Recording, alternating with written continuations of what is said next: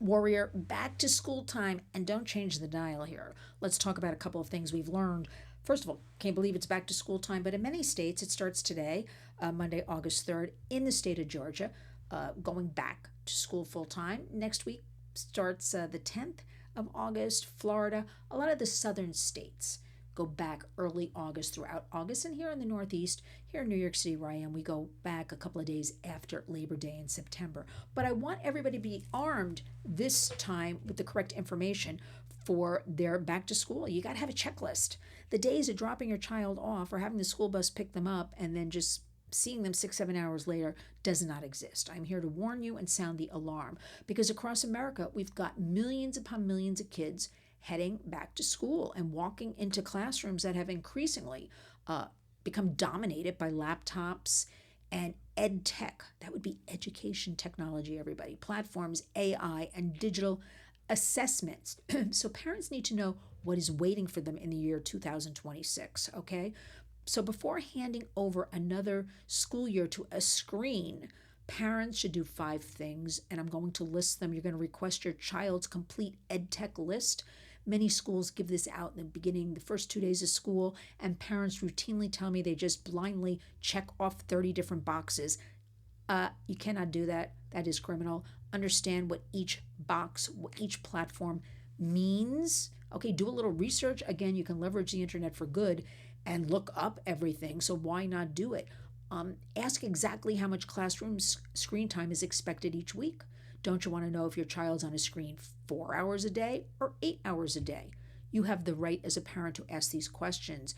3, request the privacy policy for every major platform your child uses. This is a very important third point, and I'll tell you why. Because right now, many schools across America use the iReady program, and that's by a company called Curriculum Associates. Right now, there's a class action lawsuit allegedly accusing them of taking your child's information and selling it to third parties. So while many parents do check off for the iReady program, which is an assessment program of your child's reading and mathematic levels, which helps the teacher, at least it's explained to us like this, helps the teacher assess where your child should be in the classroom. They're now accused of selling off to third-party platforms. Of course, they deny this, but I'll have more in the body of this video about that. Ask about iReady and what's happening with that. And remember, no machine can assess a human, a child, like a real human can. Keep that in mind. These are all machines we're talking about. Remember, not the end-all be-all being assessed by AI or being assessed by technology because they don't have empathy. Again, they're a machine. When there's a very, line down the middle, something could go this way or that way. Only a human could determine that. Number 4, ask whether an alternative assignment or assessment exists if you object to a particular program. Listen, there was a tremendous movement underground. Nobody's talking about it across America, started by parents. The pencil to paper, where you have every right. Now, a lot of schools will tell you, we don't do that. Everybody's online. You will push back about this one because not everybody's online. You don't have to be online. You can ask for a traditional textbook. You can also ask for a package of papers, whether that is the week's assignments, think old school, everybody, with the papers, or the month's assignments, and get that package and let your child work offline. As a matter of fact, reports we have coming in to the Warriors is kids who are doing this, okay, other kids are thinking it's cool and they want to do that as well and carry a textbook. So think about that. That's what kids are thinking is cool. Let's go with it. Anything to keep them engaged in the classroom. 5, attend your school board meeting and demand that major technology purchases receive public scrutiny before contracts are signed. This is important. You pay taxes. We've always heard for years that your taxes go into the school board, the school education system, the schools. We always heard people buy houses in good school districts if they can afford to do so. But understand, with all of these technology purchases, which are very expensive, by the way, go to these school board meetings, be a class parent, get involved. It takes minutes, truly, to understand what's going on with our precious kids. I like to always say our future American adults and leaders, and we want to empower them and give them, whatever you want to call it, an arm up in society with everything going on. Just never accept the answer I hear a lot, which is everybody's using it. And I'll be interviewing him this week, and I just want to point out our great colleague Rick Lynn, who does a lot of good work in Washington, reminded me that, and let me just find it so I get it correct, about everybody should be reminded about COPPA, COPPA, and I'll explain exactly what this is in 1 second. COPPA, Child's Online Privacy Protection Act 2.0.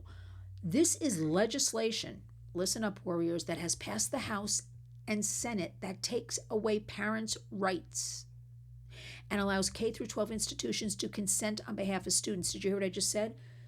The House and the Senate, our government, our federal government, has passed legislation that takes the control away from you, the parent, and puts it into the hands of the institutions.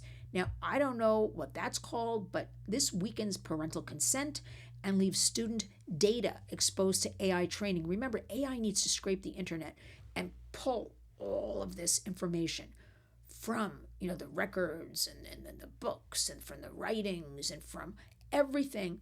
Understand. So I can't wait to talk to Rick about this.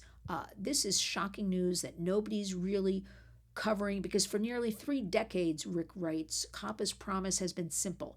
Parents, not platforms, should control how their children's data is collected and used online. And this new proposed update, Senate version 836, known as COPPA 2.0, aims to modernize those protections for an AI-driven world. If I didn't know better these days, this is me saying it, I would think big tech is writing a lot of this child safety legislation. This COPPA 2.0, don't be fooled. It sounds good, but instead it risks entrenching a system that sidelines parents in the very environment where children generate the most data. School, that would be in school, right? They're there 6-7 hours a day, and where the data may increasingly fuel artificial intelligence systems. So we're going to talk to Rick more about this week, but understand that's happening. So ask about that. Get in there.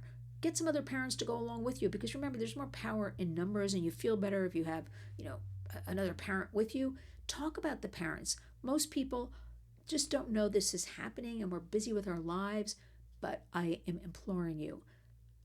You need to know what's going on.